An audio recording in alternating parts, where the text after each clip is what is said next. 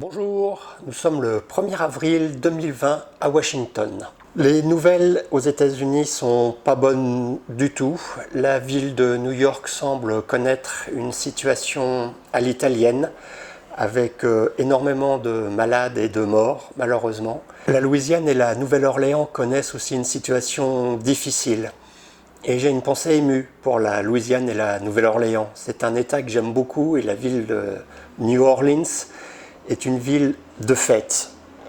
Il y a de la musique partout, les gens sont hyper sympathiques, il y a une atmosphère très chaleureuse. Et quand j'ai vu les images de la Nouvelle-Orléans, ça m'a vraiment arraché le cœur. À Washington, le territoire est découpé en 3 parties. Il y a Washington DC, le Maryland et la Virginie.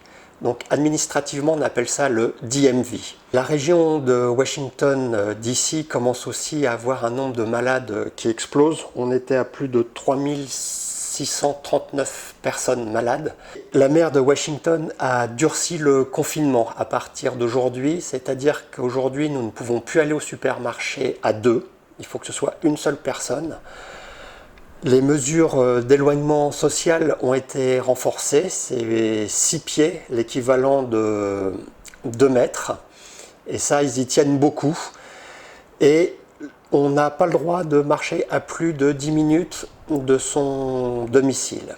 Et si jamais on se met en infraction, cette fois-ci ça s'est vraiment durci, c'est une amende de 5000 $ et 90 jours de prison. Moi, mon sentiment personnel est très curieux. Il y a quelques jours, je me promenais dans les magasins. C'était le début de l'épidémie. Et déjà, il manquait des choses. Et Washington, c'est la capitale des États-Unis. C'est la première puissance mondiale.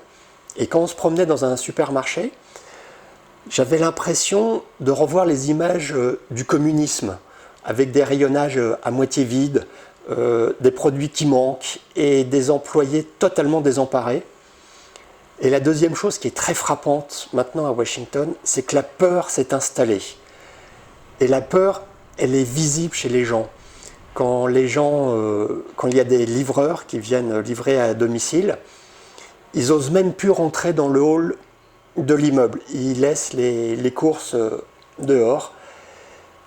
Et quand on croise les gens dans la rue, je vous parlais de cette distanciation sociale où les gens marchaient en zigzag pour ne pas se croiser.